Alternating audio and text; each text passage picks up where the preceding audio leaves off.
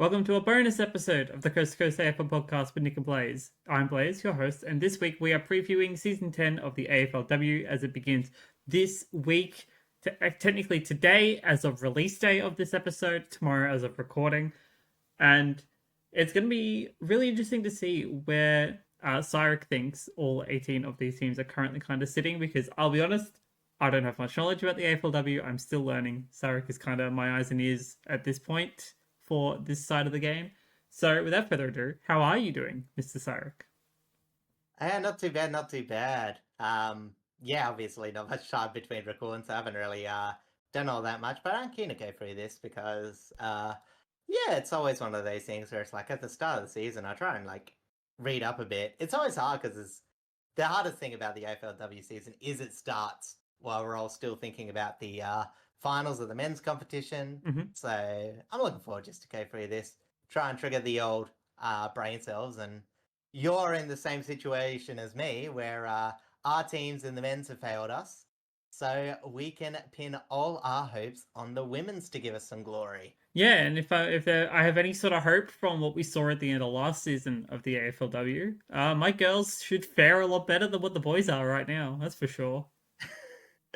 Well, they've got some interesting players. Obviously, we'll talk about who the main ones are. I think even you know who the star-studded I player for I know a Richmond couple. is. I've picked up some names. I know the main Yeah, one, so obviously, but we'll learn the rest. yeah, yeah, we'll go into that. But yeah, so I said it won't be like as in depth as some of our other analysis, partially because I tend to just take it a bit more on face value. The AFLW, it is hard to just continuously just dissect AFL. I just really enjoy the atmosphere. I like heading down to games, and I like relaxing while still watching entertaining football. Like I still get a lot out of it, but I don't really take as much time to dissect it. There are some great YouTube channels out there that do that sort of thing, but as I said, I do love celebrating getting around the competition. Because while I may have some gripes on how it's run, just like every other AFLW fan out there, I do love the fact that the competition is up and running and still going strong after 10 seasons. Yeah, this is a really important time, I think, for the AFLW, because they're hitting the double digits officially. Obviously, the VFLW has been on for a while and other stuff like that, but now the full AFLW, 10 seasons, and a lot of the teams are looking pretty good. And we may as well just jump straight into our first one. And I'm gonna go just through this alphabetically, just because it's gonna be easier. Starting with the Adelaide Crows. Yeah, well, the Adelaide Crows are obviously one of the big teams in the competition. Last one. Oh, actually, now I want to get an idea. When did they last win? I think it was season 9. Um, Rings a bell. Anyway, but obviously a very repeat premiership team. Obviously, they don't have their Aaron Phillips anymore, their real star player. That I would still say is like the number one player I think about when I think of Adelaide, but still got a lot of talent from their early years. Chelsea Randall, Ebony Marinoff, and Hatchard. Marinoff probably one of the best players in the competition. Mm-hmm. Daniel Ponta, Chelsea Bedell, Caitlin Gould as a forward. So they're a good mix of a lot of young talent, and they're still managing to draft some really good people. One big change as well that affects.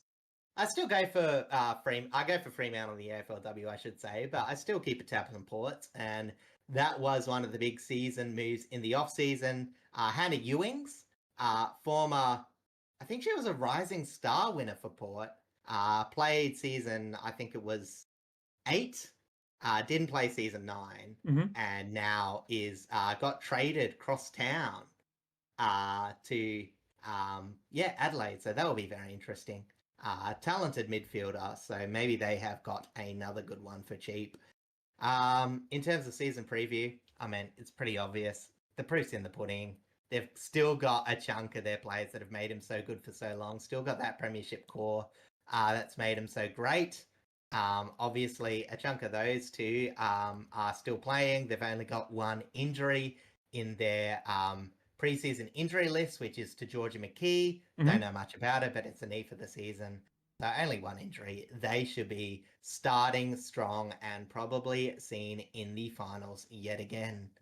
Expect them to likely finish top 4? It would be a surprise if it didn't. I'm not saying it couldn't happen, but yeah, as I said, all signs point to yes, as I said. Yeah, and you know, as I said, they're a very strong body team. They have some of the more powerful forwards. Gordon Ponta is going to get you a lot of goals, and Hatchard can go forward. As I said, Ebony Marinoff might be one of the best midfielders as well. And then it's just, you know, the complete depth.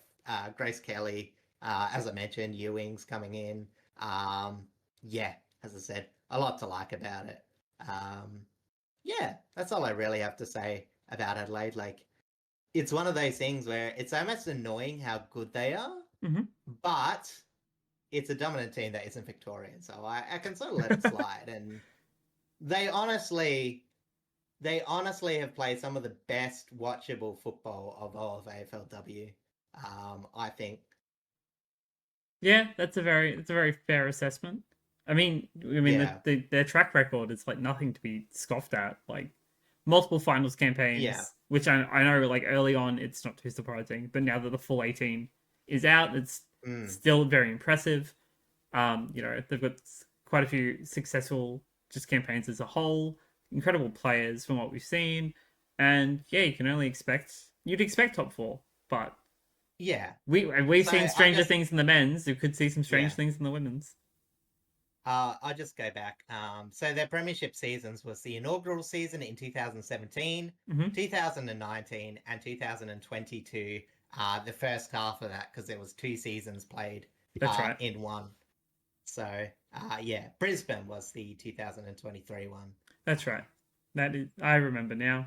Wasn't that long ago, but I remember reading about it. No, yeah, so it's yeah, as I said, really fantastic side. Again, also hosted a lot of grand finals because that is the one good side about the AFLW is the grand final is hosted by the home team, which is always good to see in most cases. I mean, The inaugural one was played at Carrara for some reason. That might have just been like because it was an early starting base kind of thing. I don't know. Yeah, it could have been. Not sure. I can't. Yeah. Anyway, speaking of Brisbane, though, that is a really great segue into our next team, being the Brisbane Lions.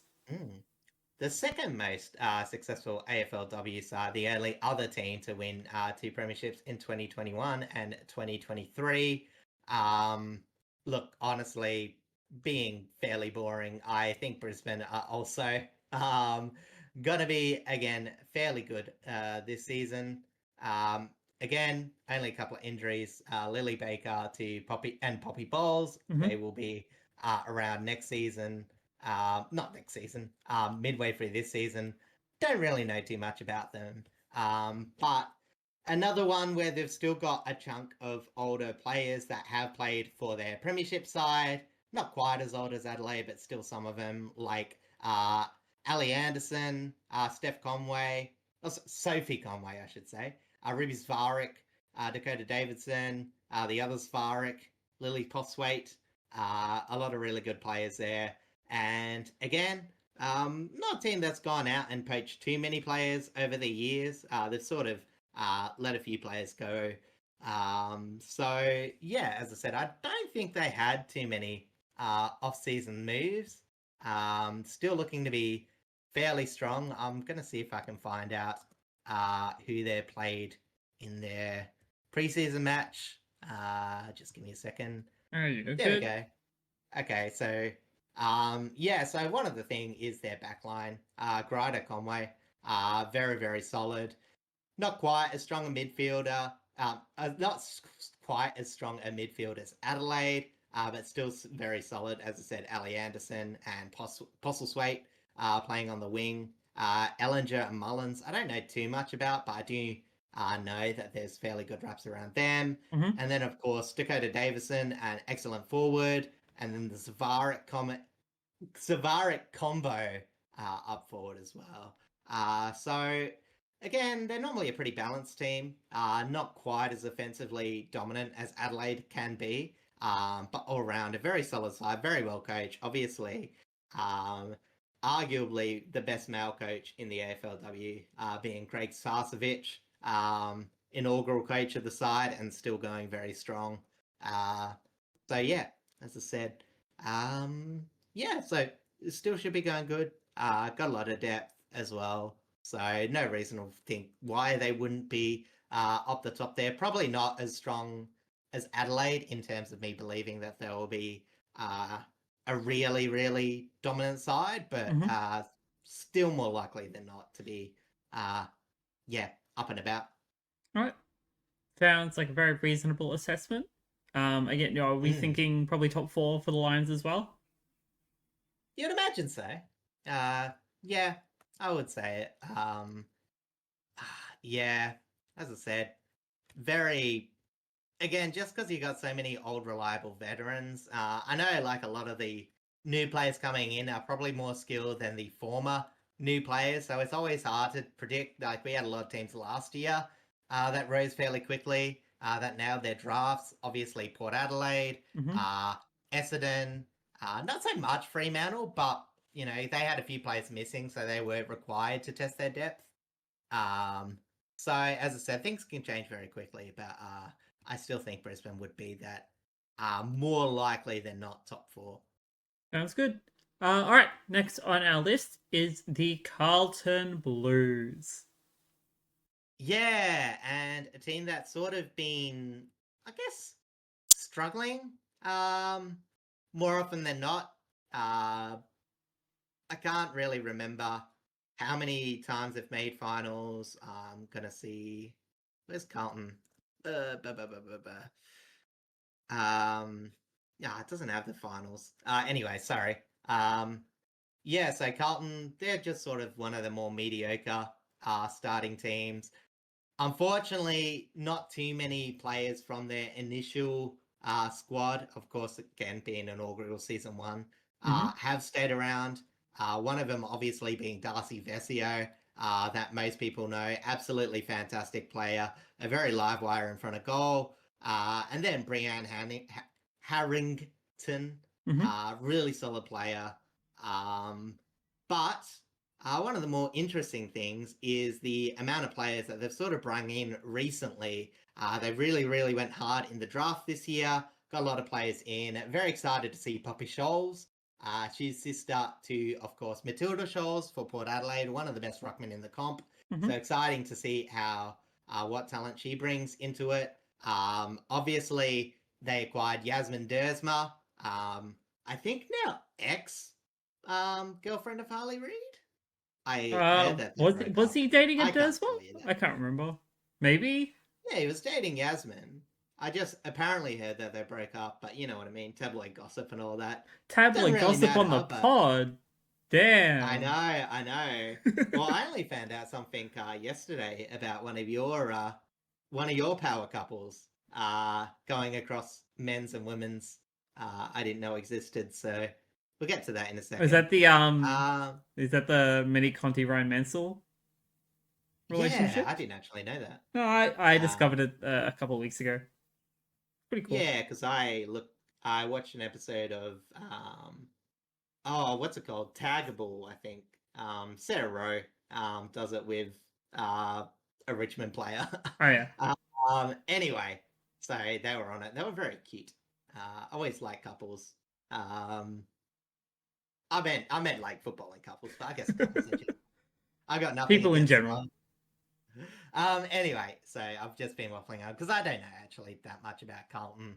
All I know is that they're trying to get back after getting a few players gutted. Got a very young side. A few other players here I recognise. Keely Shearer, I'm pretty sure, is a pretty decent player. Yeah, so I'll have a look at their practice squad, see if anything rings a bell. Sorry, I just got both pages open. I didn't know. Okay, so they're playing Darcy Vesio in the practice at halfback, which is very interesting. They're normally a really reliable goal kicker. So Yeah. Oh, of course, they brought in Bohannon. That was the ex-Gold Coast captain. That was a Ah, surprise loss from last year. I think he might have even talked about it on the podcast. That'll be very interesting. They need a bit of goal kicking. Their goal kicking has gone down the toilet in recent years. So, yeah, Ash Mackay is related to the Blue, not Mackay, but Mackay, which is a former Carlton player. yes. Was it Stephen Mackay? I can't remember. But apparently he's got good raps on. So playing with her sister, I think Ash is the one they drafted. So yeah, another link there. So they'll be excited to watch together. But yeah, nothing really I can really add to that. I just hope that they do a bit better. I still think that they're more likely on the down end of the ladder. But as I said, I think for Carlton, it's more about improvement and it's more about scoring. Yeah, that's completely respectable. Again, if they're kind of in the similar situations to what the men's currently are, then it's all about development and playing to your strengths, but also Yeah, taking on board as much. What's the word that I'm looking for? As much information about where you need to develop and new like young core as possible. yeah. Yeah, because they have been rebuilding for a while. As I said, I'd say Carlton and the Western Bulldogs, from my knowledge, have been like the really gutted teams where a lot of the newer Victorian teams have just taken a lot of their best players.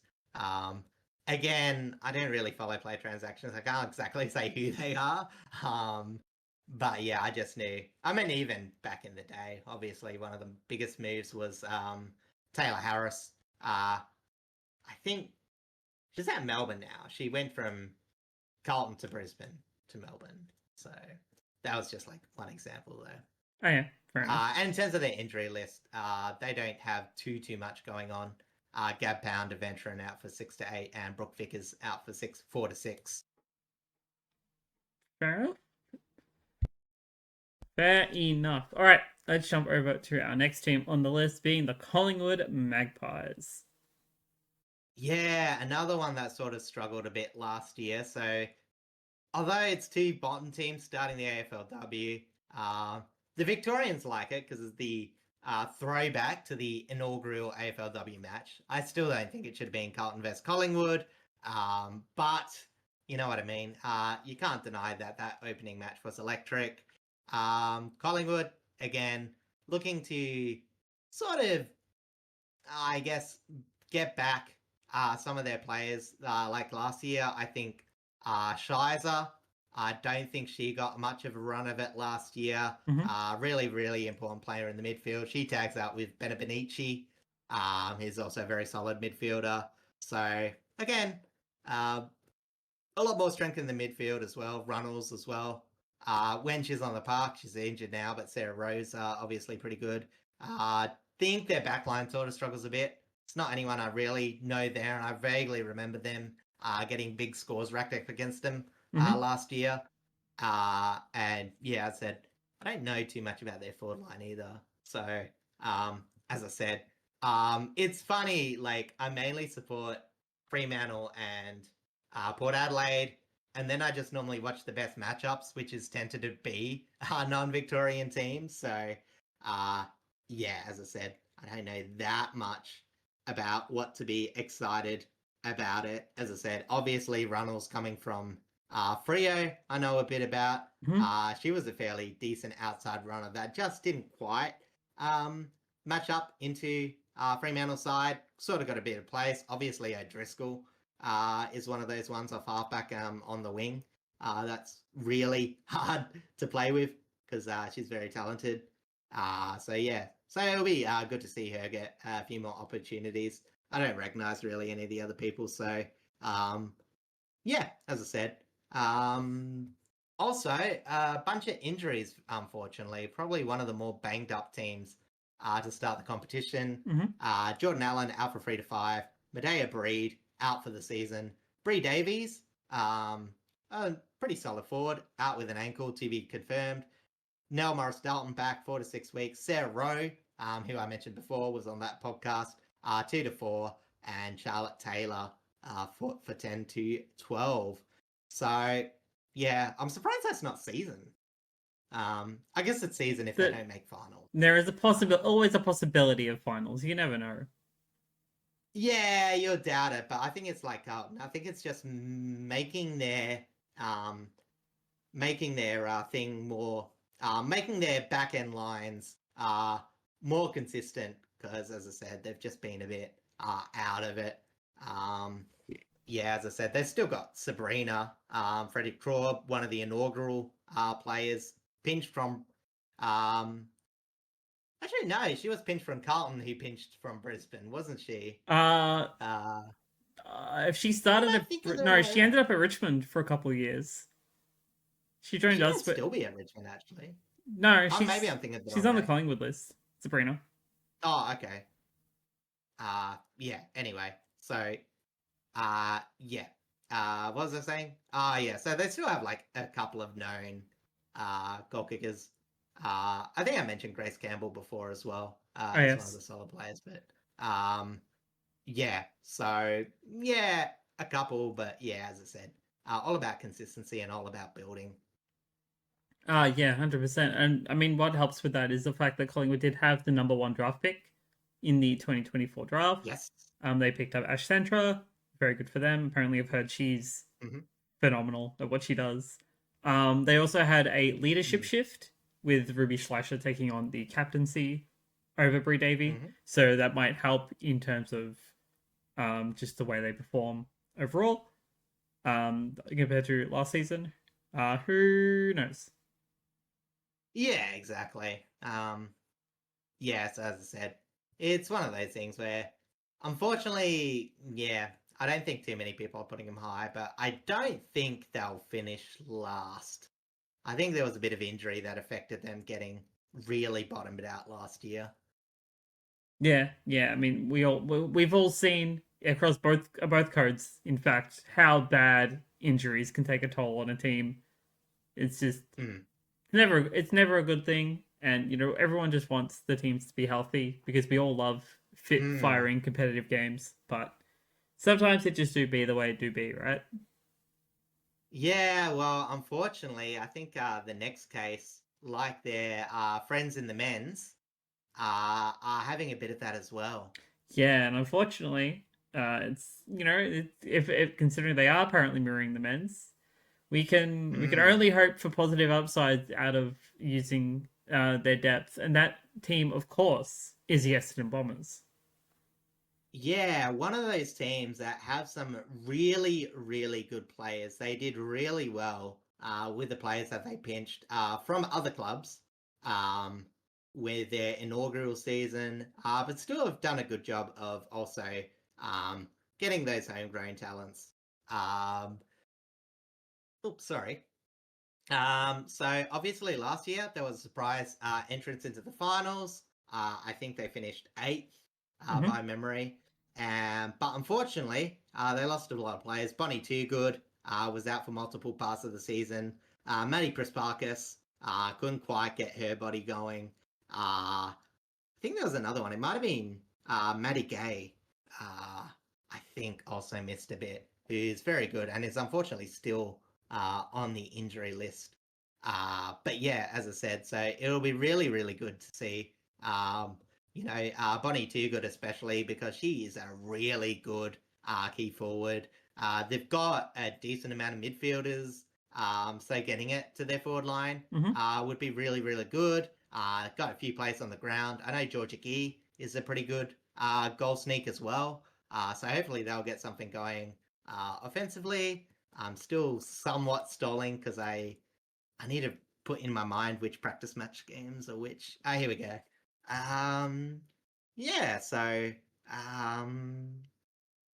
I think too. Nance Gillen. She was a player that I was very impressed with. A, when I saw her live, and B, when I've seen her bits through the season. Oh, yeah. She's a very small, slight, redheaded midfielder that just looks like, that they're not like a really, because obviously they're not like a really big contest player, but they still rack up a lot of contest wins. They're like sort of I miss the way that Nat Fife just manages to move, take the ball without actually exerting all that much contact. So yeah, very, very talented. Still very tough, of course.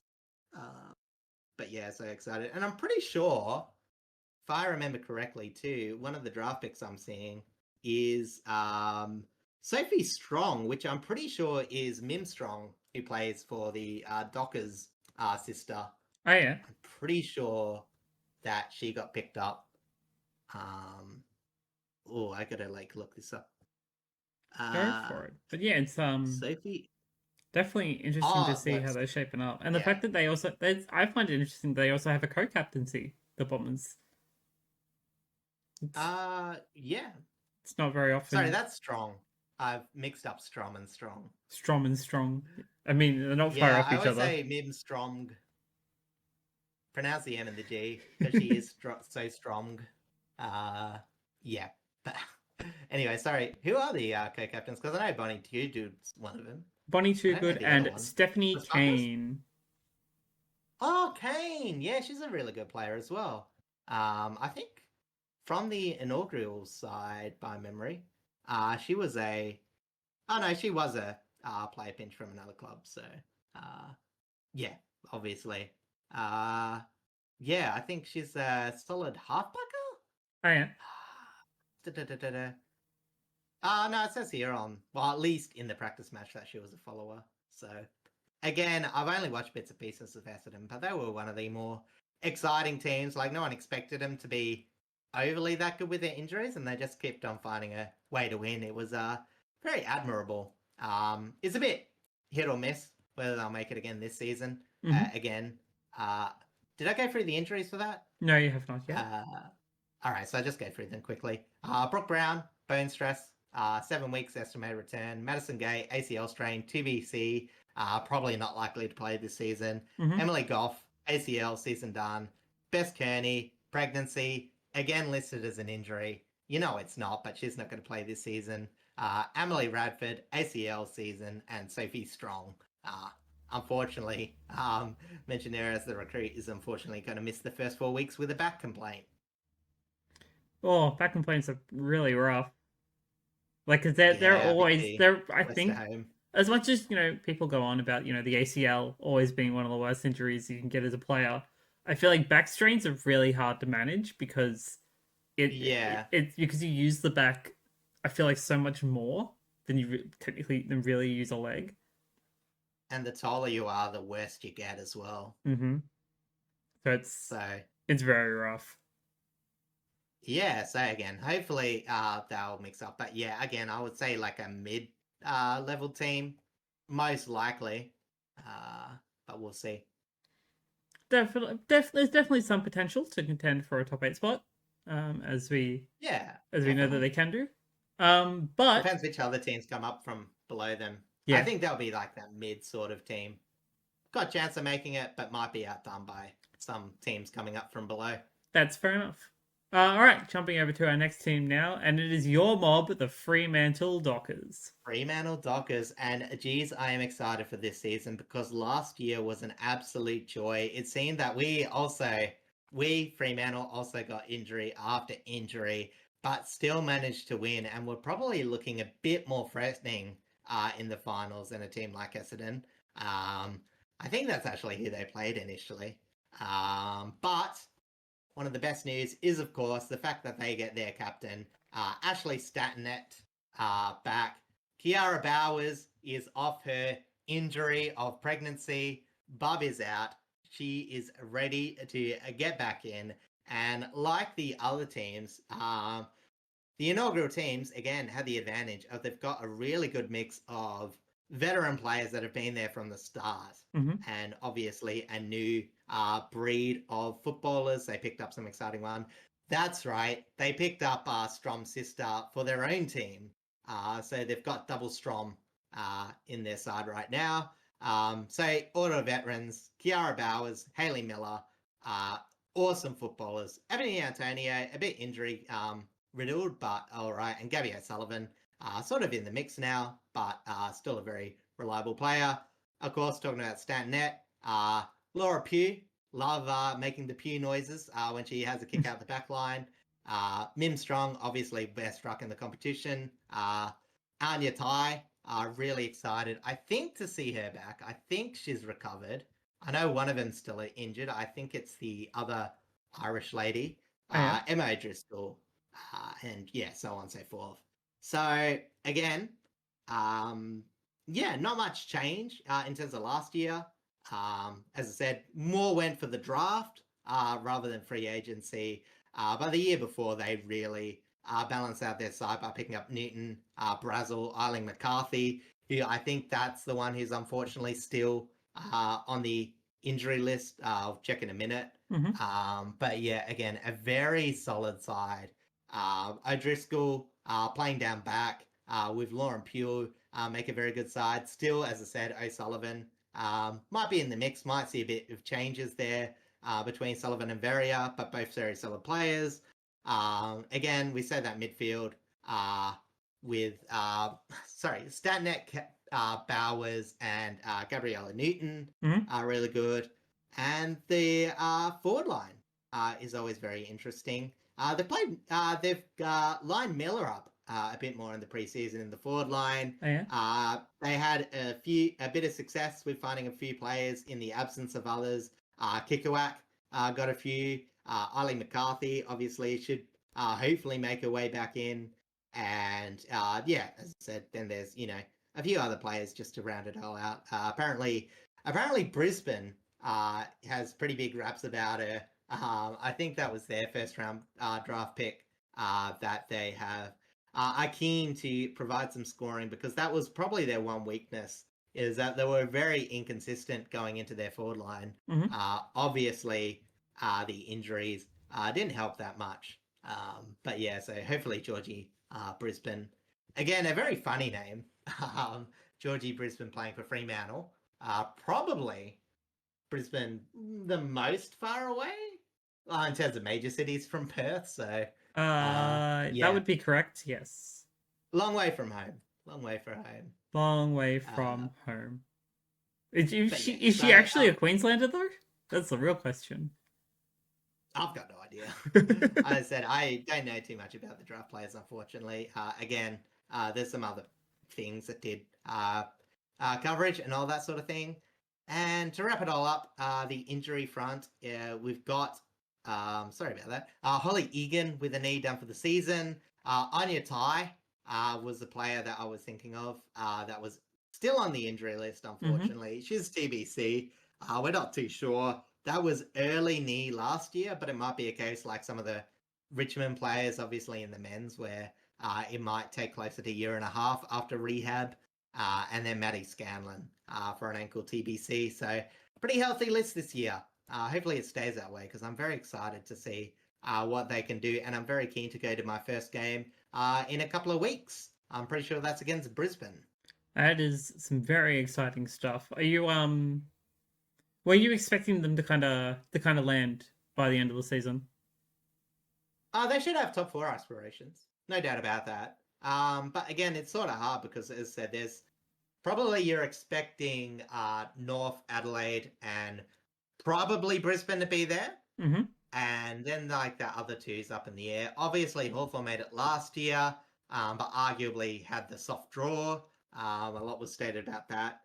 Or maybe, actually, they might have finished 4th. I can't remember. I should grab up the ladder for the 2024 season. I might do that now just for a little refreshment. Here we go. So last year, Hawthorn finished 2nd with right. only 1 loss, and then went out in straight sets, which was hilarious. That's right. The other team in the air I'm thinking is Richmond. How could I forget? That's right. We did make it last season. I think that's why I kind of gravitated towards covering the finals last year. Very fair weather fan. Earlier this year, technically. To be fair, it's not just because we made finals. No. But it was like, it's new, it's exciting, and it's... Yeah. Gave us something more interesting to cover in the off-season. True. Yeah. Right. I said I like talking about it a bit, so, yeah. Yeah, excellent. So, without further ado, let's jump over to our next team, being the Geelong Cats. Yeah, another team that's really could be anything, I think, this season. One of the more or better, what do you call them?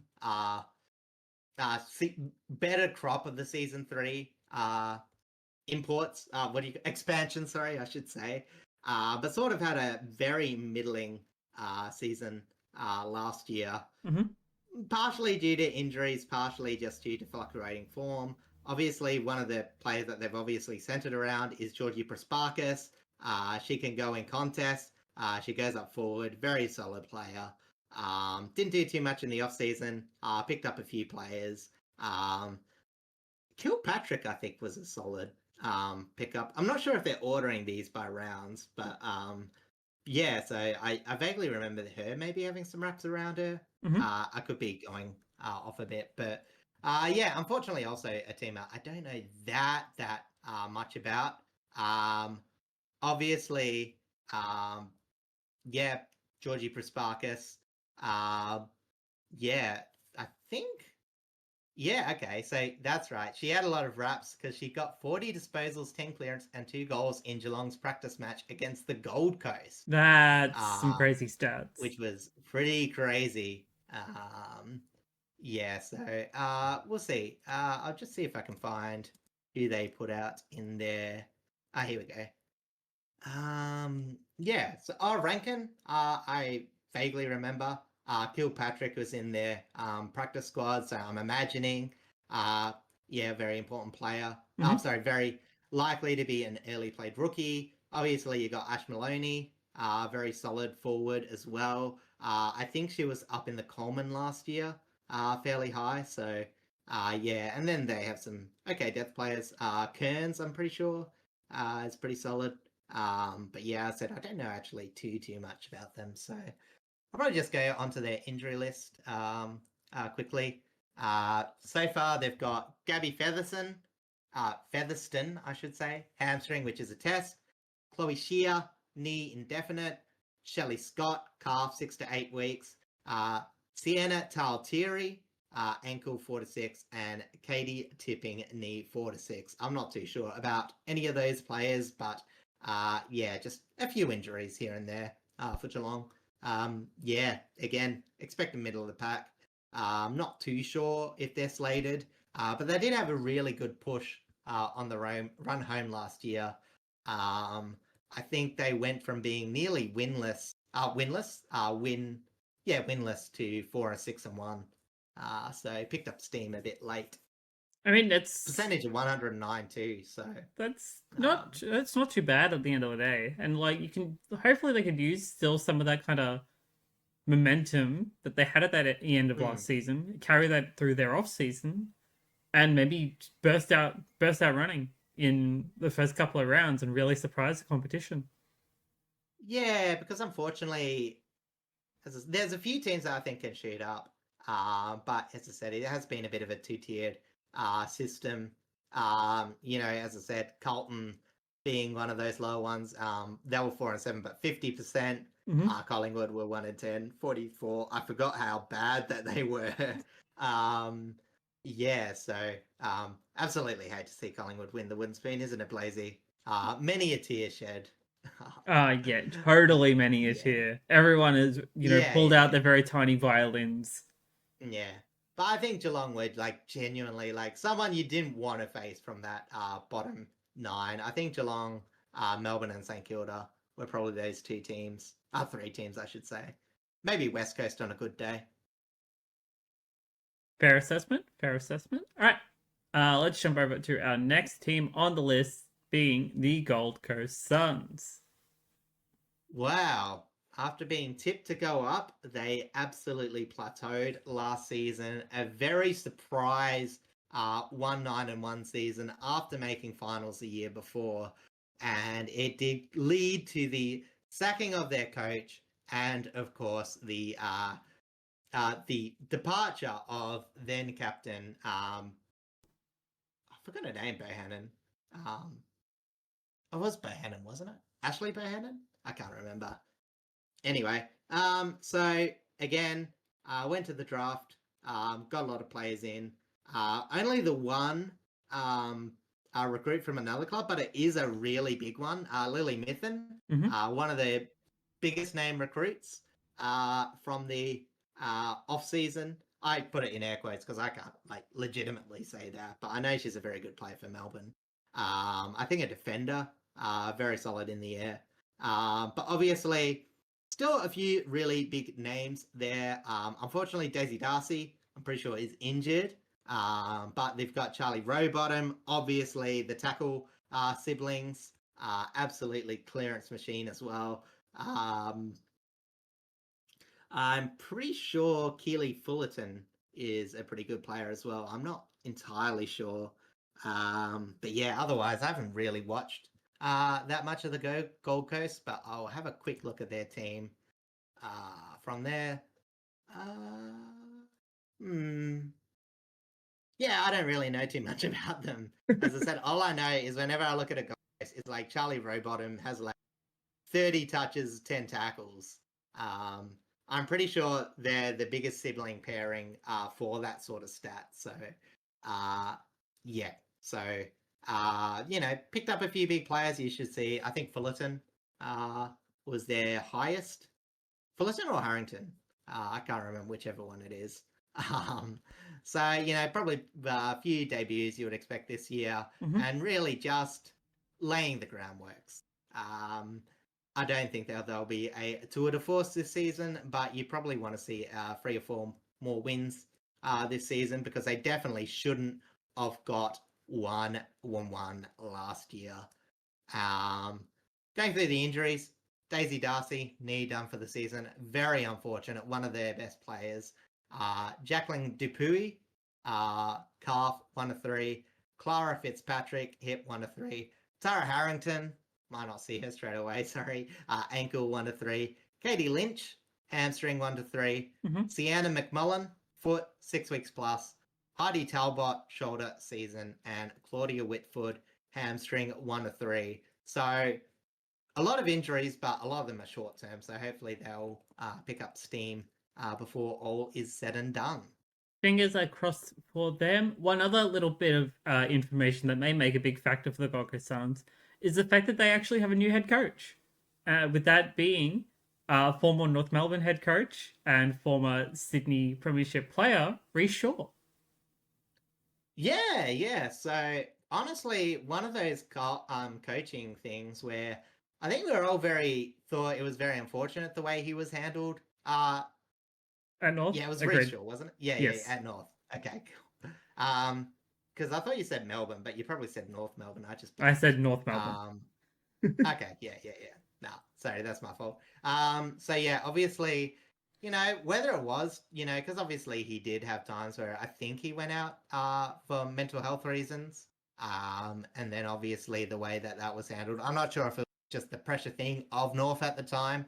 Obviously not really a esteemed gig these days, but maybe we've seen, as I said, with the atmosphere of the women's competition, the different mindset where you can still be very, very competitive, but it's not as, I won't say like cutthroat, but definitely not as brutally I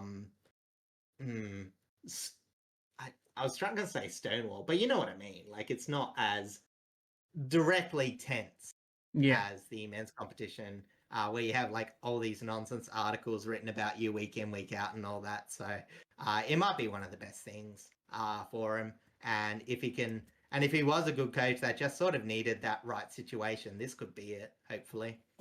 Yeah, I hope he is very successful under the AFLW. As we've seen, we haven't really seen like an AFL head coach or an AFLW head coach kind of transition like this, but as we've seen with quite a few other head coaches in the AFLW who are also former players, they can be quite successful. So I hope all the best to him as well in that regard. Shall we jump over to our next team? I think we shall. And that team being the GWS Giants. Another team that's sort of been there from the inaugural season, but just hasn't really found any sort of identity. Unlike some of the other players, unfortunately, they have not kept a lot of people from their inaugural squad. A lot of them have gone, whether it's just just because the talent wasn't quite there, or because they've moved to other clubs. So they're one of those teams that's constantly been trying to reinvent themselves, but never really been able to. I think this is just a team that needs consistency. I don't, again, know too much about them. I do know that people do think that Zali Goldsworthy could be one of the best players in the competition. Whether they need she needs more people around them, I'm not too sure. I haven't watched too many GWS games in a while. But yeah, as I said, I really don't know much about GWS. Georgia Koss is apparently a really good ruckman. I know that. Just looking at the team. Wasn't Yeah, it's O'Dowd not really. from the Crows like a season or two ago? Yeah, O'Dowd. I think they brought across. Did they? Oh, the name seems very Let me familiar, check. and I remember like a darker colored Guernsey. No, I don't think O'Dowd. No, Eilish O'Dowd is a drafted player. Oh, okay.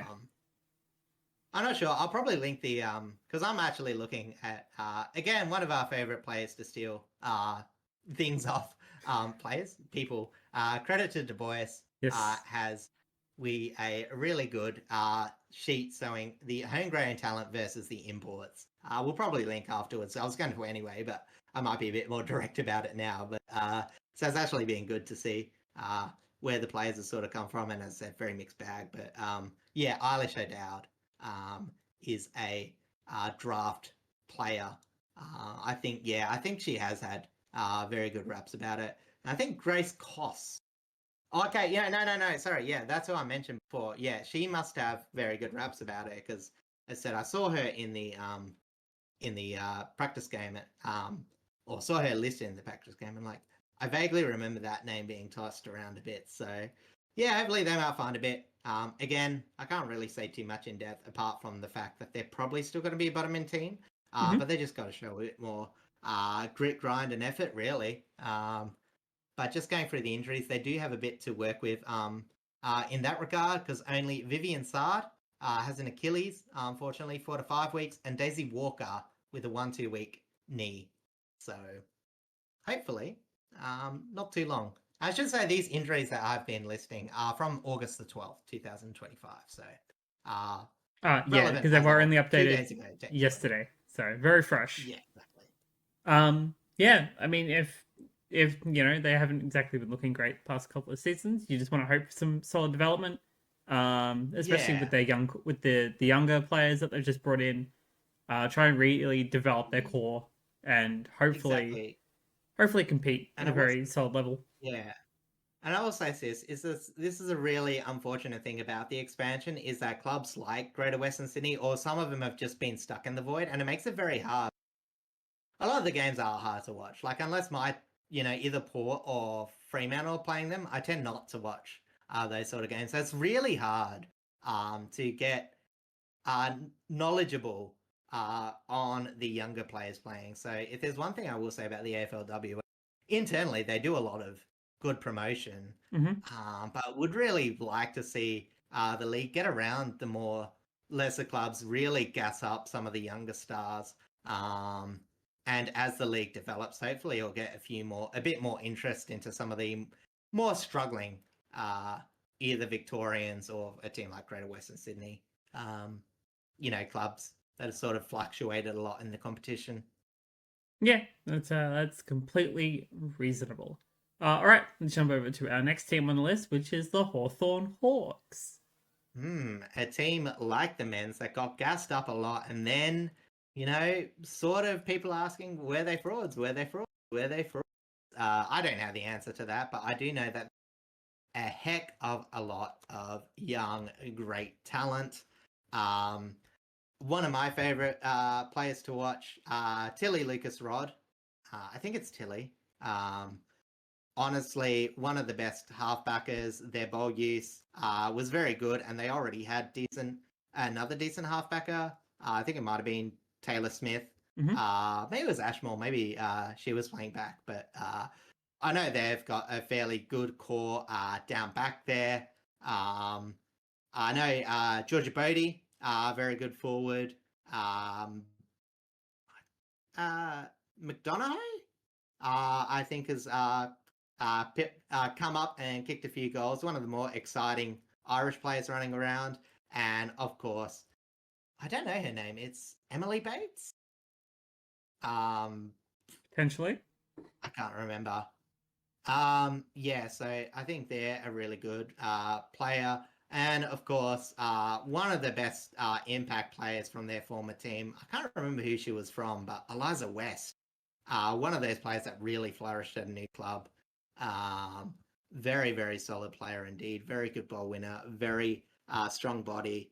And was part of the reason that they rose up last year. So yeah, so again, they've got a good mix. They're, as I said, a lot of the players I did say were their recruiting.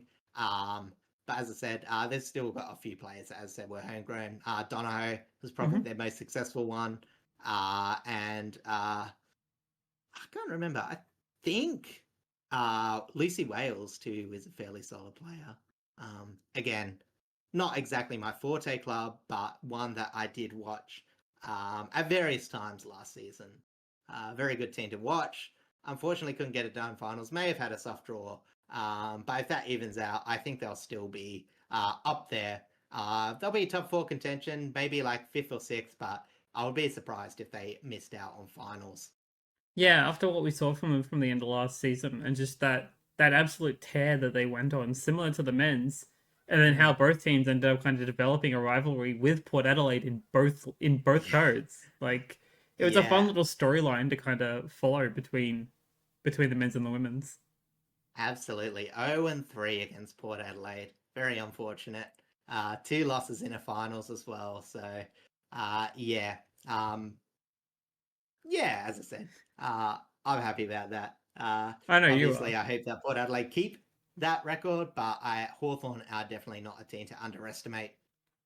Yeah, especially with the Oh, sorry, fact that it seems like they've only kind of upgraded rather than like downgraded in any of their core areas. yeah, again, just a couple of fringe players, but they did get a few draft picks this year, so they should keep their young stock bolstered up. Do they have any major injuries that are concerning them going into the start Uh, of this season? so they've only got three. Mackenzie Eardley, knee, which is a test. Mm-hmm. Jenna Richardson's hamstring 3 to 4, and Kirsty Stratton hamstring 3 to 5. That's fairly healthy, actually. That's fair, and they're only Yeah, early in the season as well, so they could push that second exactly. half like very, very strongly. Yeah, exactly. So as I said, they may only start the season with two actually injured. I'm not sure how early they play, whether the other one that's a test plays or not. Uh, But yeah, we'll probably go quickly through the fixture. We won't go matchup versus matchup, but we'll say who is playing yeah, we will. after we've wrapped up this. All right, let's jump over to the next team, being the Melbourne Demons. Yep. Honestly, inaugural club. Very, very solid. Obviously, part of the initial a game, which was before the AFLW season, which was the exhibition between Melbourne and the Bulldogs. Mm-hmm. Obviously, Daisy Pearce are not playing anymore, but they've still got a chunk of their really good early season players. Paxi Paxman, Kate Hoare, Tyler Hanks, um, Elizabeth McNamara as well. I'm pretty sure Megan Fitzsimmons does really well again. Obviously, Taylor Harris has been an important but oft injured player, and I think that was sort of the go for them last season.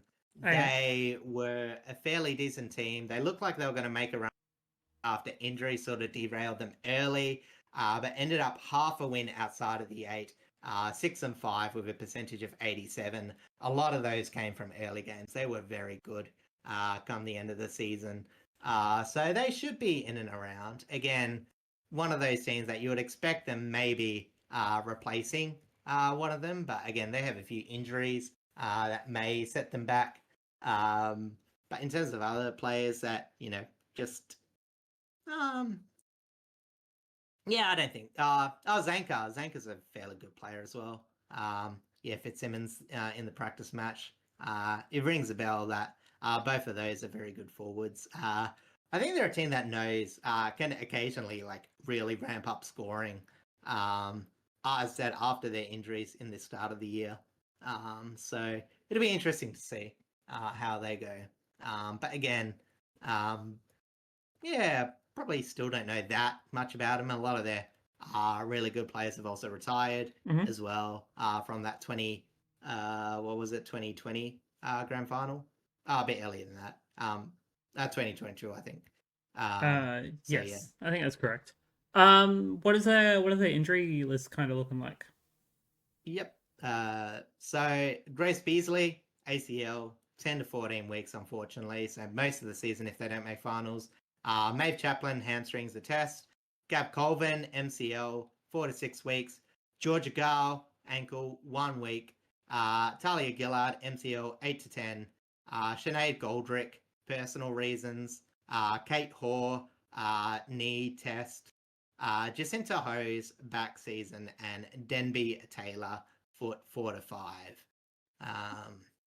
It's definitely going to be testing the depth quite a bit. Yeah, it is. Hopefully they got Goldrick back. She's a very good player. Kate Hoare again, tests. So they can still put out a really solid initial side. They'll get a few players back, but they're still battling a bit against it. Oh yeah, fair enough. Fair enough. All right, jumping over to our next team, a team that is the complete opposite of their men's counterparts, and that is the North Melbourne Kangaroos.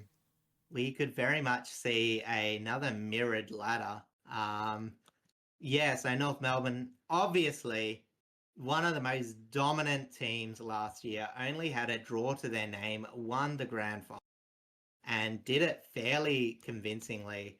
And, as I said, one of the teams too where we could just list for days a lot of their good players, which I'm trying to find right now. No, sorry.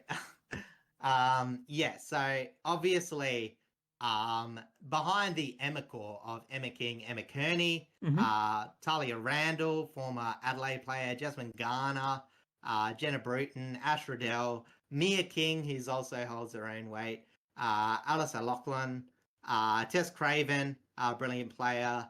I'm pretty sure Georgia Stubbs too, I think, had some fairly... Oh, no, sorry, I'm looking at the wrong one. Okay, no, she's not who I'm thinking of. Because it says she didn't play any games last season, so it can't have been her. Libby Birch. Okay, that was it. That was a recruit they brought in that played fairly well. Yes. Sort of went a bit under the radar. Kate Sheila as well. As I said, they have just been so good at being able to get players. Obviously, we're really, really good to start. They were with Freo in the COVID year where they actually had a chance to maybe make the grand final. Obviously, it was one where Freo probably had their maiden premiership taken away from them. Very unfortunate, but North Melbourne were also a chance. If it wasn't going to be Freo, it was going to be them. Faltered a bit in the finals, and then obviously just had the seasons of all seasons. Not really much else to say. They really should be up there again. They even managed to get a few more players. Ariana Herrigan was from Freo. Should be very good. And I think Eilish Sheeran is a fringy player that's, was like, pretty decent to pick up when you're a premiership side. So, all things going very well. A few injuries, mainly being the Emma core. They'll have to wait 2 weeks for both Emma Kearney out with a calf and Emma King out with a hamstring. And Sarah Wright is out for personal reasons. Nice. Which I honestly think personal reasons should be pregnancy. Instead of listing injuries as pregnancies, I think it should be personal reasons. I always think when I see that, it's like, likely to be that, but no, apparently pregnancy is an injury. I mean, technically, it does inhibit your ability to move at an AFL level. It's not an injury; it's an inhibition. I guess it's not worth a separate list for, but yeah, I don't know. It annoys me more than it should. Anyway, shall we go to my quote unquote second team? Yes, That I yes, we support. shall. We're jumping over to South Australia, where Port Adelaide reside. I don't know why I went to song for that, but Port Power, who we're looking at I next. liked it. I liked it. Yeah, honestly, one of the more exciting teams from last year went to really struggling to performing really well. A good mix of some of their more seasoned veterans that they brought in. Gemma Houghton having a really great early having a really great season. Ebony O'Day absolutely lifted. Mm-hmm. Really great output from someone who was only just considered a, just a sort of pickup. Indy Taha, we should get Indy Taha back soon. Janelle Cuthbertson, I think, is still out with injury, but should get her back sometime in the season. No. Is she a captain? I'm like 90% sure she's a captain. Um, sorry, I should know that. But Caitlin Pope, also a really good one. And then in terms of some of the younger players that played really here, Molly Brooksby, Piper Window, and Sinead Goody, all rookies, all had really serviceable seasons. And then Matilda Scholes from the season before. What a ruckman. And then, as I said, a lot of our backline too was from our draft that have come along really well. Mm-hmm. The Bogue Borg connection, even Sashi Syme. Again, I can list off these players because I have more connection to them. There's probably other just as good players playing for other teams I just don't quite know, but very well-rounded team. Possibly going to be struggling with injury for the first part of the season, but at their peak, they should be really dangerous. So yeah, we'll actually go through them. We've got to start with Jemima Charity with a knee, to be determined when she comes back. Janelle Cuthbertson, knee 1 to 3 weeks. Mm-hmm. Jasmine Evans, shin 4 to 6. Shania Hammond 4 to 6. Julia Teakle's a very unfortunate one, related to the other team. Bryn, foot 6 to 8. Really hyped recruit, but unfortunately just never been able to get on the park. Another, probably the biggest injury, Caitlin Wendland, knee is out for a season, and Lauren Young, knee 4 to 6. That's that's gonna test their depth quite a bit as well. Yeah, it is, but as I said, they sort of had a few major injuries last season and still did very good. So I think that their depth is good enough to repeat performance. Mm-hmm. Obviously, a bit higher up on the ladder, the fixture gets a bit harder. Where you finish on the ladder, obviously in a season, is going to affect a lot more in the men's because it does determine who you do and don't see in terms of like how many former top teams, former bottom ones you get. So maybe it makes it a bit harder, but otherwise, I think Port Adelaide still should be around the mark next year, or this year, sorry, I should say. Sounds like a lot of hope that you really shouldn't be giving to the men's. I mean, look, the women's list is much more balanced than the men's is. Probably peak, arguably, the men's Port should have done better because of that. But yeah, as I said, for the women's, they've definitely got a fair few, and they had a couple of All Australians last year. I'm pretty sure it was Scholes and wasn't Piper Window, was it? I'm not actually sure. Can't remember the All But Australian anyway. list. Yeah, as I said. Yeah. Yeah. All right, let's jump over then to my girls, the Richmond Tigers. And obviously a lot of really big names there, obviously being Monconti, one of them, one of the biggest pickups.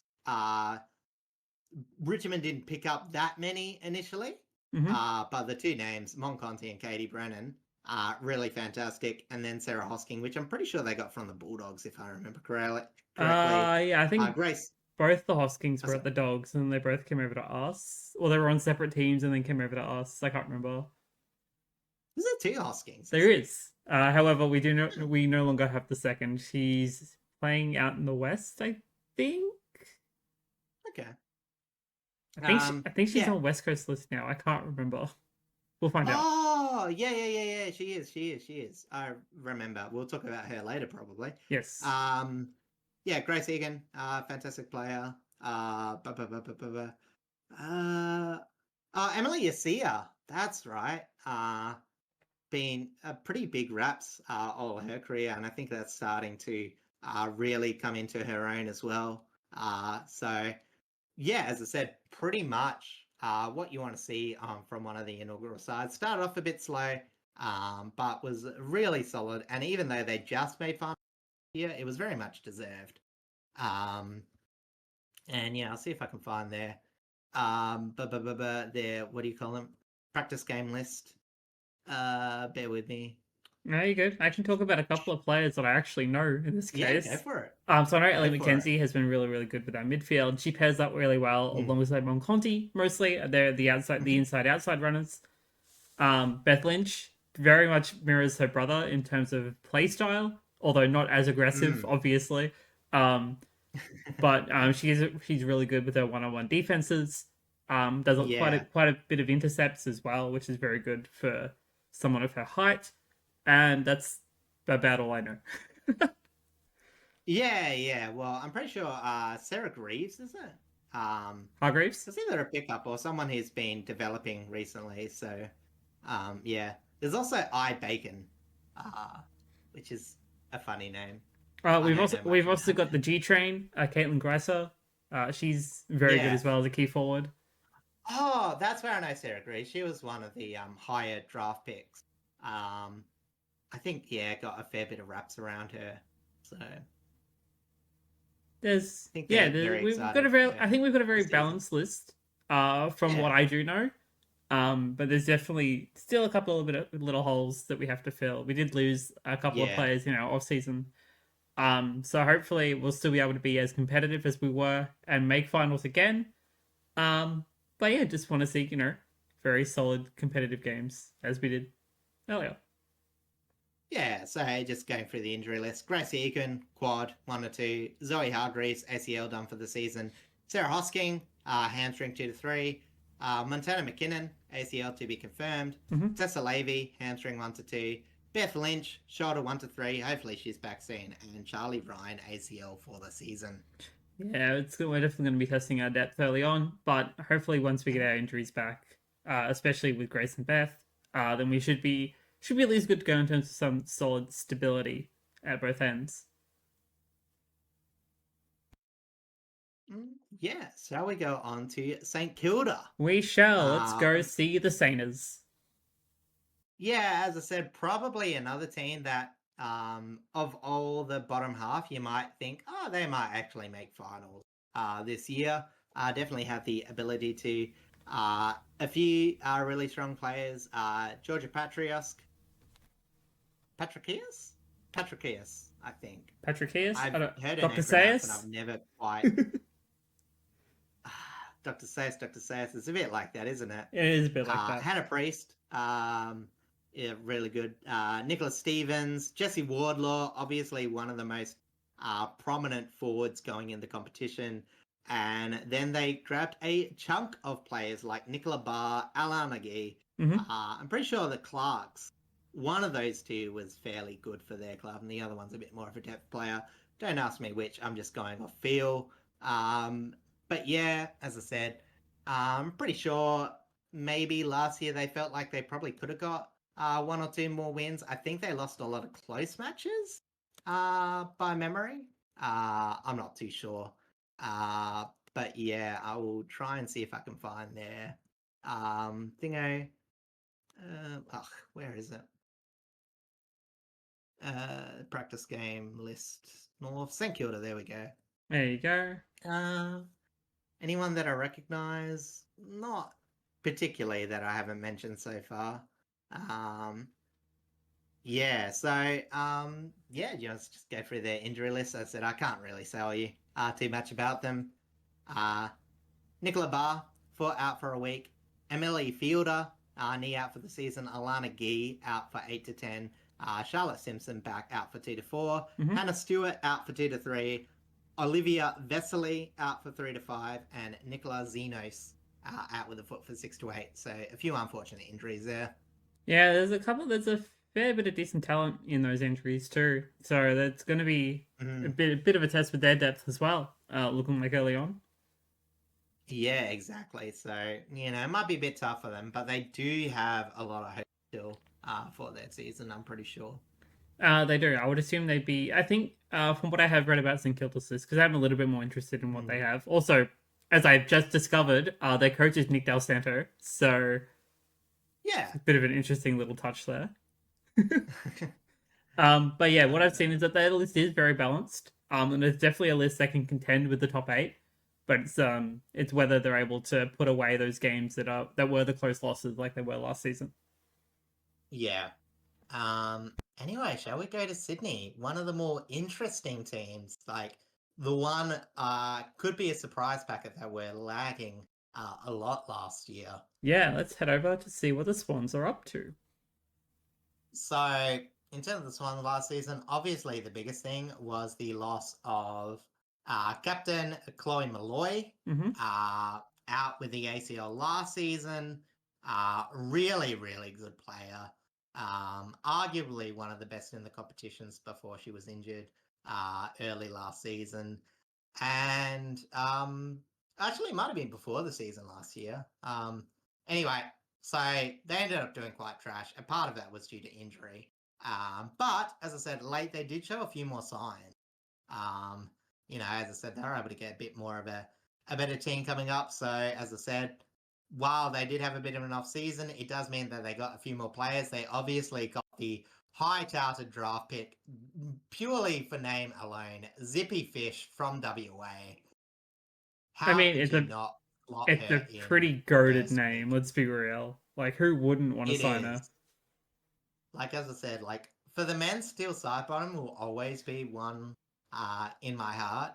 But I don't think I can Steel Side Bottom. I think that's going to take Tyson Goldsack. Yeah. I think Zippy Fish is just because, like, an adjective as a first name is a very bold. I sort of like it though. Hopefully they're faster. It would be a bit disappointed if they're a midfielder, so you could make the assumption. Anyway, I know they've picked up Maloney, who is, I think the sister of the Cats Maloney. Not quite as esteemed, but still a decent goal kicker. I think Ash Van Loon is also a fairly good player. Again, probably a lot more good. I just don't know all these players. Laura Gardner, I think, is a fairly established player, and Ali Morpher is another one that I reckon. I need to find these.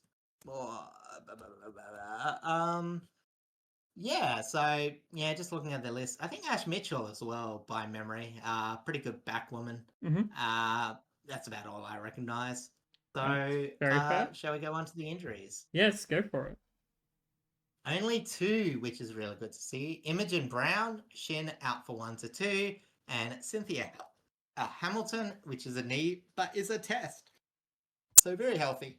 Very, very healthy. And it's very good that, obviously, Chloe Malloy is back and fit and firing, because what an elite player she was. And, like, you want to see you want to see so much more of that going into this season.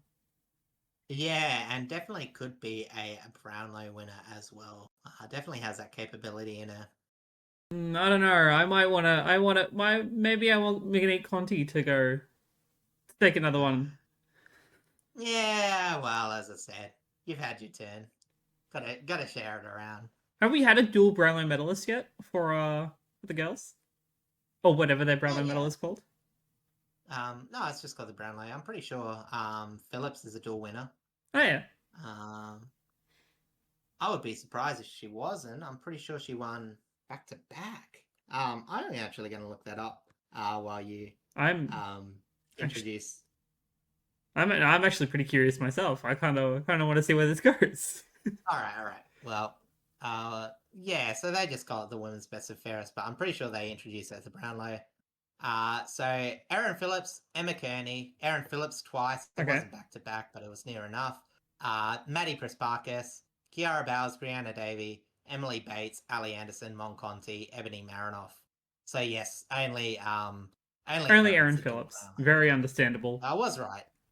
You were Yeah, right. I'm Just pretty wasn't sure back there to back. wasn't. But yeah, because I was a bit confused because like I feel like Adelaide's won 3, but then Marinoff, Yes. obviously last year.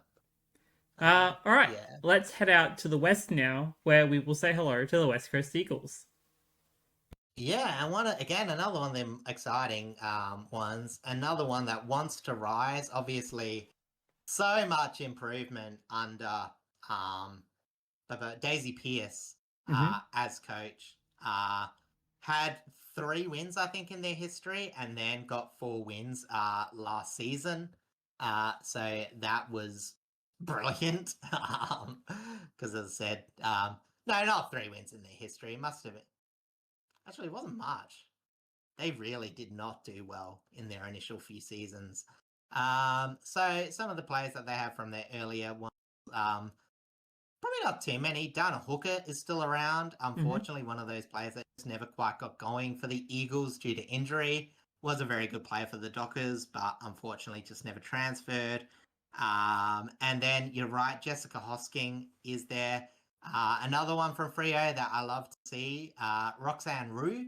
Mm-hmm. Very good forward. And pretty sure Alison Drennan was fairly useful last year. But yeah, obviously one of the biggest names, youngest players, biggest names is Ella Roberts.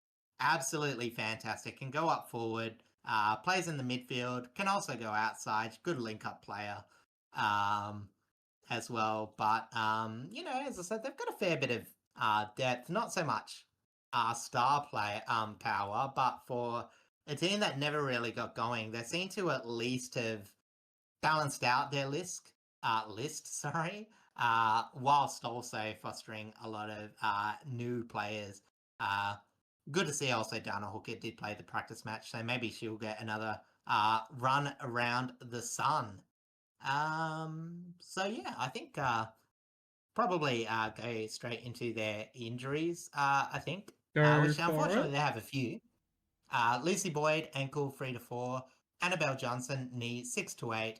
Bella Lewis, ankle test. Charlotte Riggs, wrist 1 to 2. Belinda Smith, quad 3 to 4. And Michaela Weston, hamstring test. Yeah, that's definitely going to test some of their new players that they've had to bring in because uh, no different to what the men's have had to do over the past couple of years. To Yeah, throw out exactly. their young players, basically feed them to the wolves, and just see how they come out. Another team that's gone fairly heavy in the draft. Pretty much only have missed the 1 draft pick from their last 3 years and only brought Liz McGrath in, who I do not actually know anything about. So That's fair. apologies, Liz McGrath.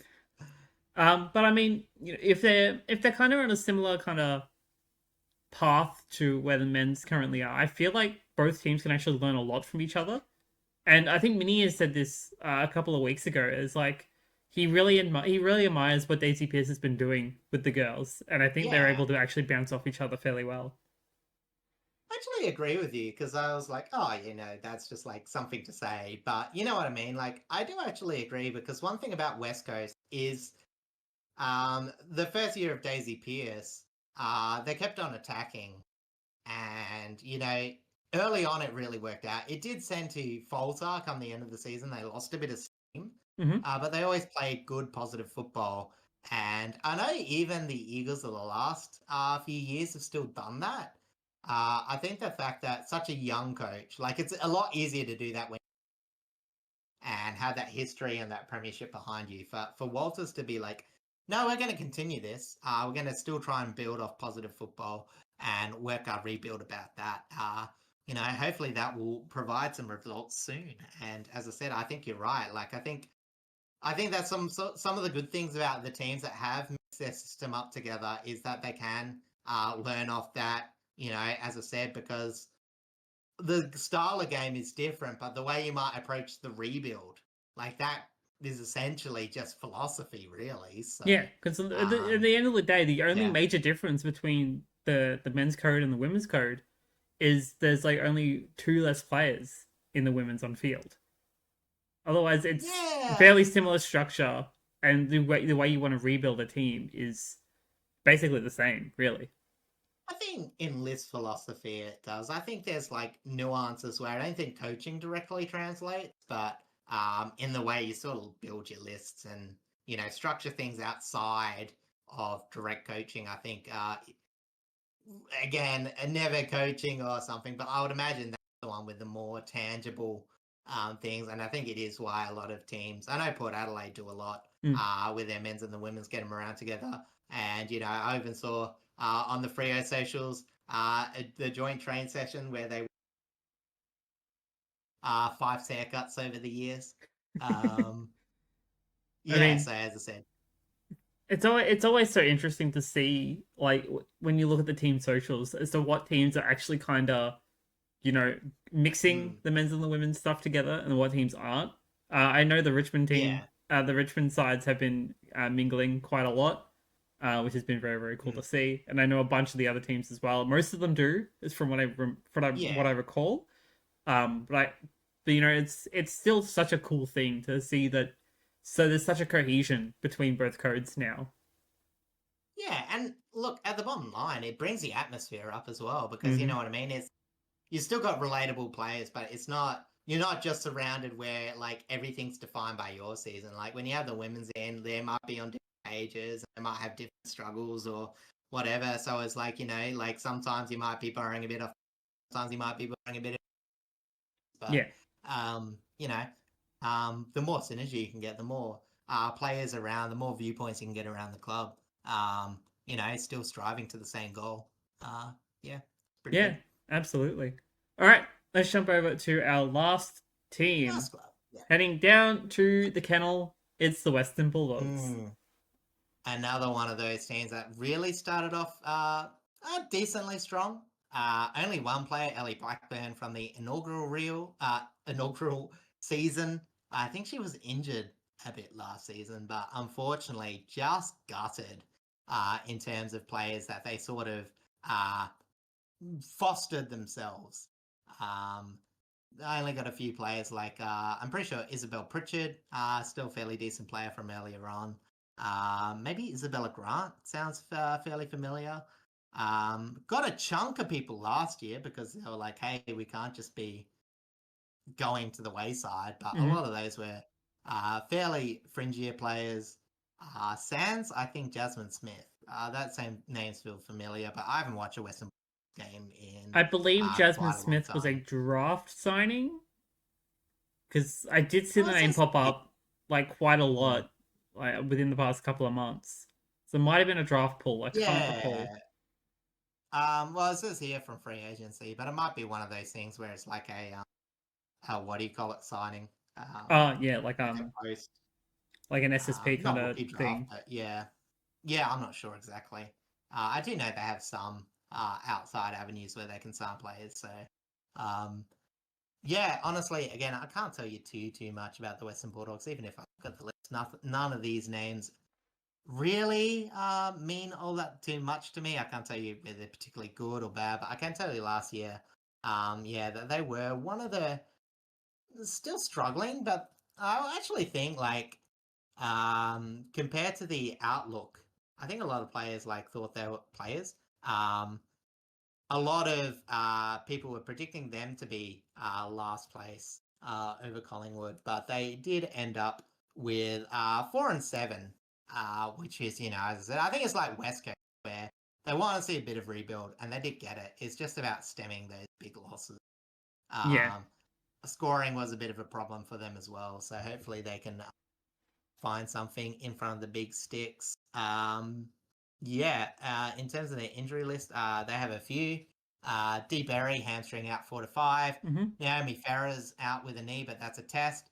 Moya Lalofi, or Lalofi, I don't know how you pronounce that, knee 2 to 4. And Isabel Pritchard, knee, that's a test. So overall, pretty healthy. A couple of players that will need to come back, though.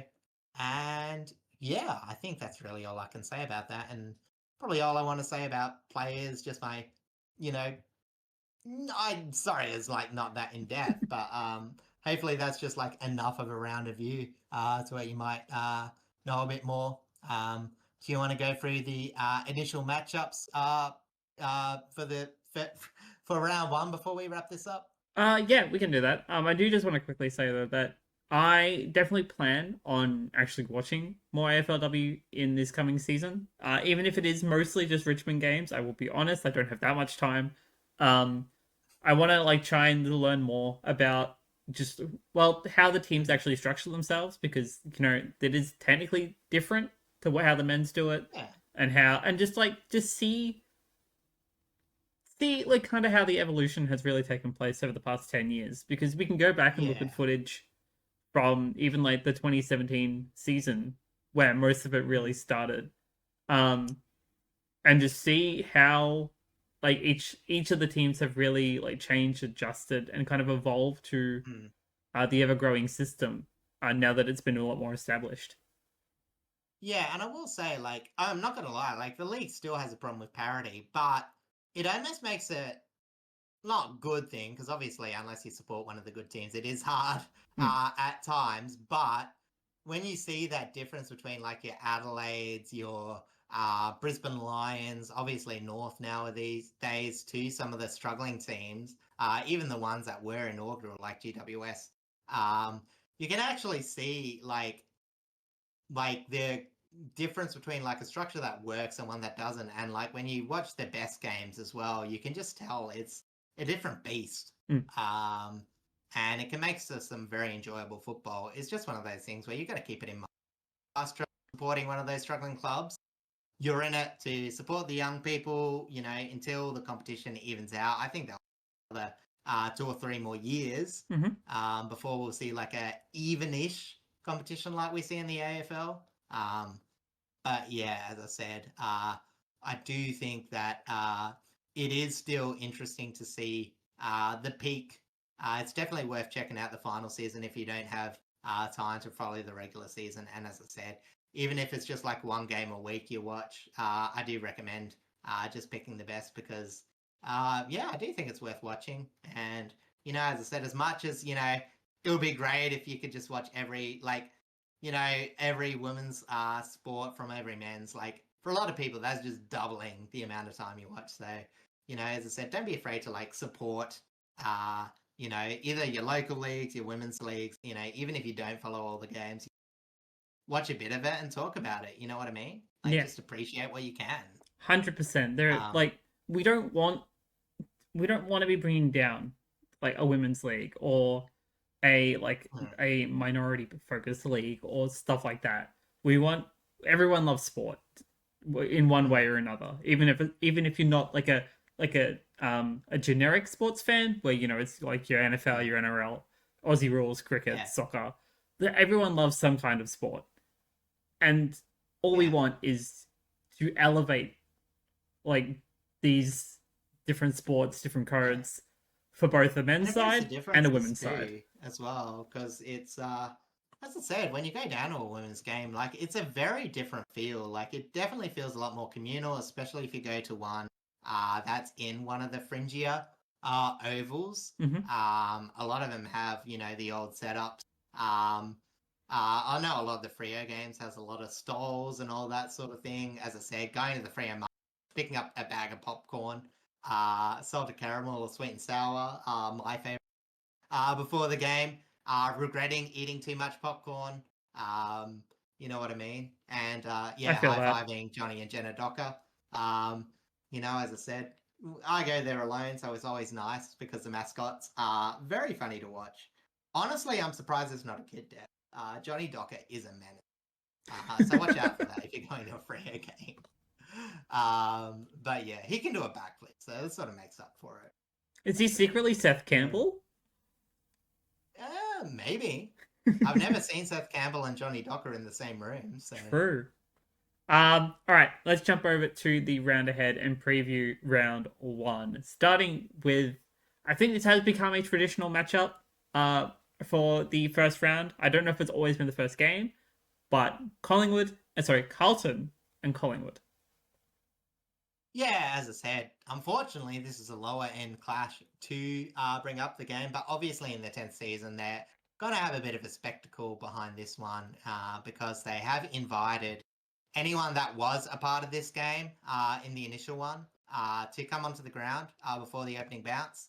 Have a little acknowledgement there. So absolutely fantastic to see. I don't think it will be that much of a spectacle, but if you can make your way to Icon Park, I do think it's worth it. There won't be a men's game on. So absolutely get around this one.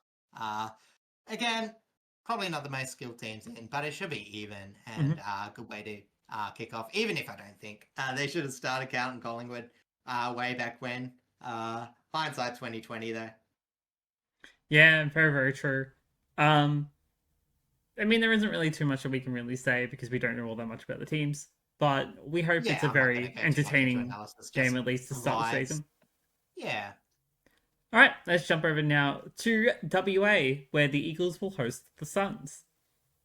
At Mineral Reserve Park. Again, one of those things where it's like young team versus young team. Probably a good way to start the season because whilst I do think West Coast should get the wood over Gold Coast, I definitely think it's one of those ones where it's like, well, Gold Coast might get that early win. They'll be looking to redeem themselves. But as I want to be starting the season strong with their new talent. I'll tip West Coast for this if you're in a competition. But yeah, as I said, who knows? But they should be an even contest. And if you're not a Victorian and don't care that much, it's not a bad game to be watching instead. There shouldn't be overlap though, because normally the game only goes for just under 2 hours. They've done a really good job at conducting it, really. There's not much guff in women's football. That's good.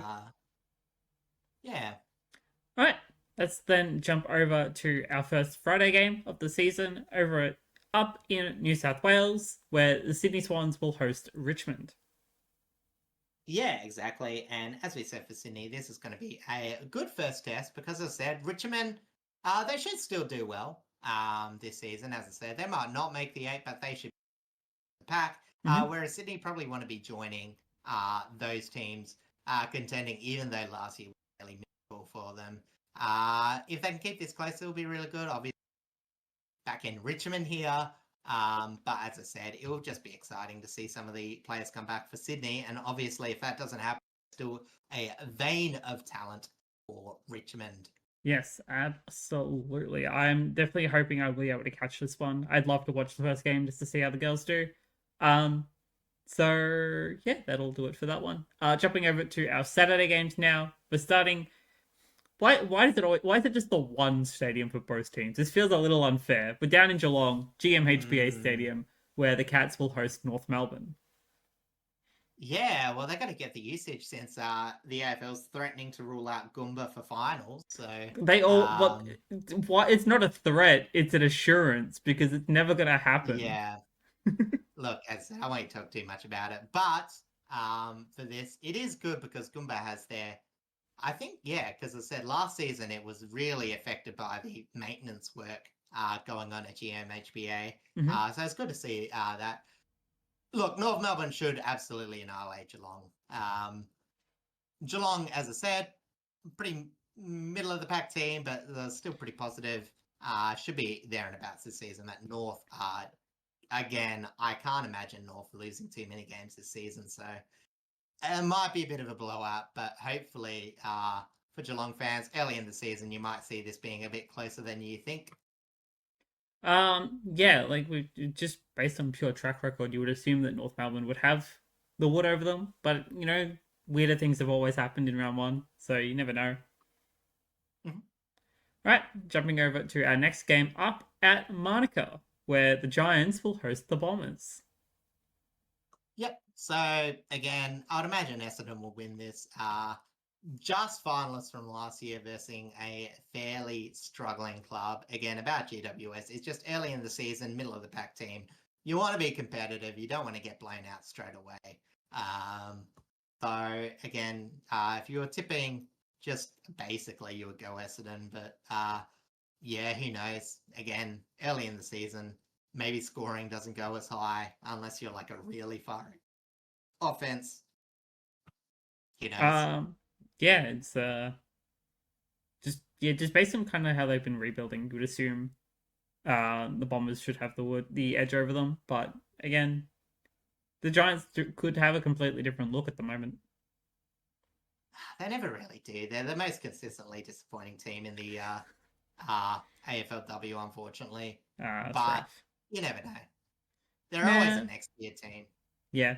Well, you would like to think so. Yeah. Honestly, they're pretty much the Gold Coast of the AFL. So, but the Gold Coast have got their time, so maybe.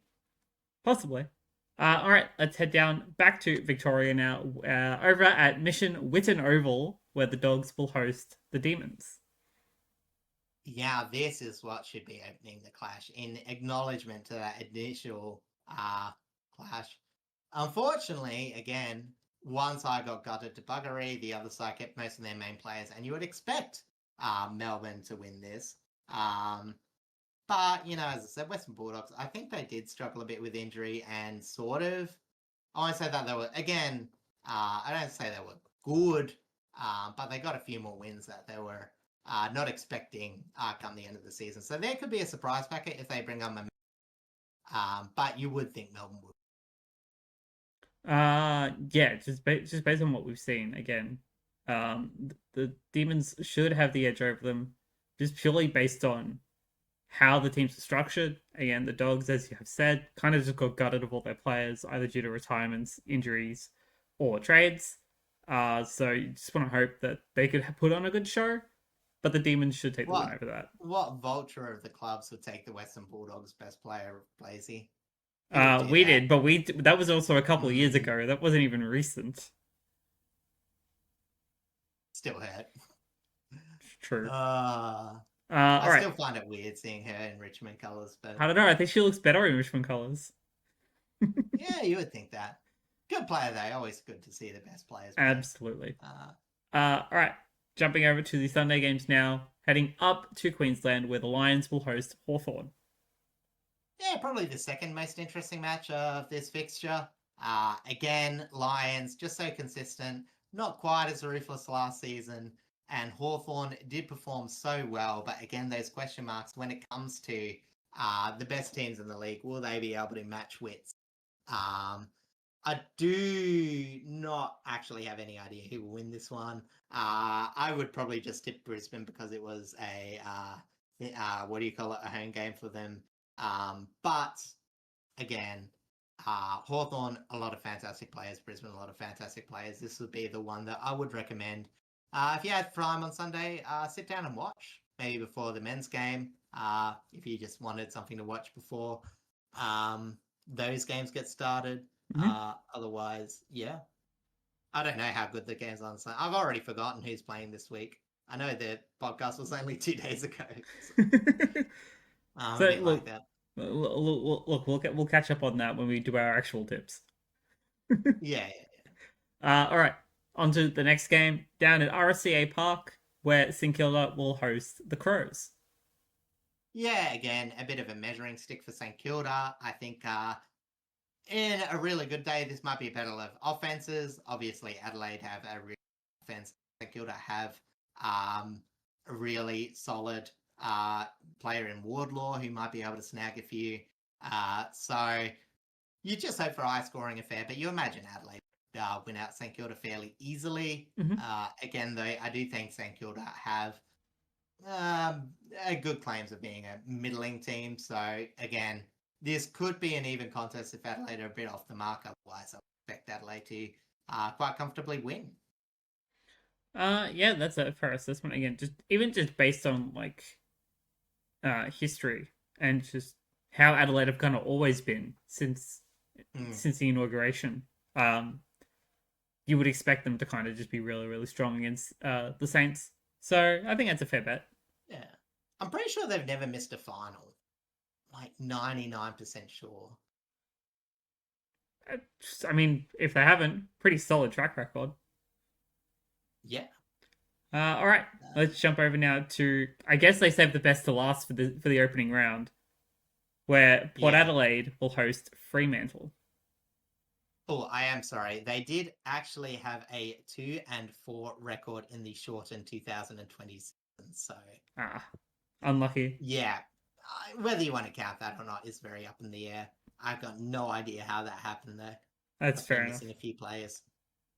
Um, Let's not talk about the crosstown rivals. Let's talk about your two mobs because they're ending round one. yeah, absolutely so excited for this game. Again, very similar teams. Freo probably has a more wider selection of veteran players, whereas Port probably have the better high-end talent. Absolutely keen to see this one come down.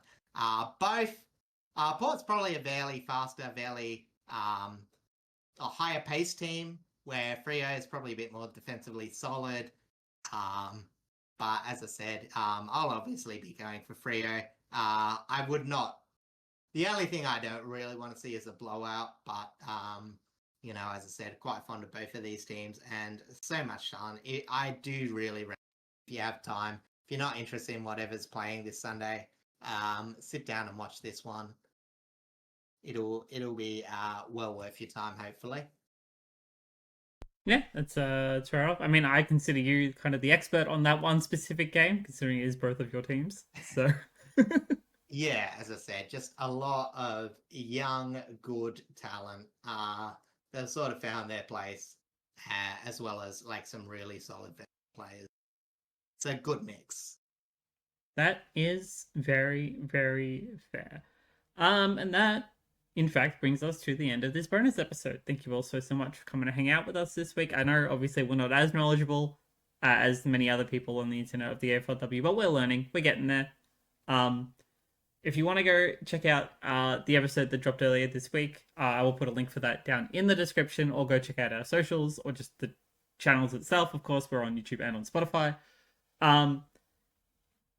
Hopefully, this round of games will be phenomenal as the opening round for the women's game. We're looking forward to it. May all games be competitive, not blowouts, and no injuries as well. No one wants an injury either. Yeah. But praying to the turf gods.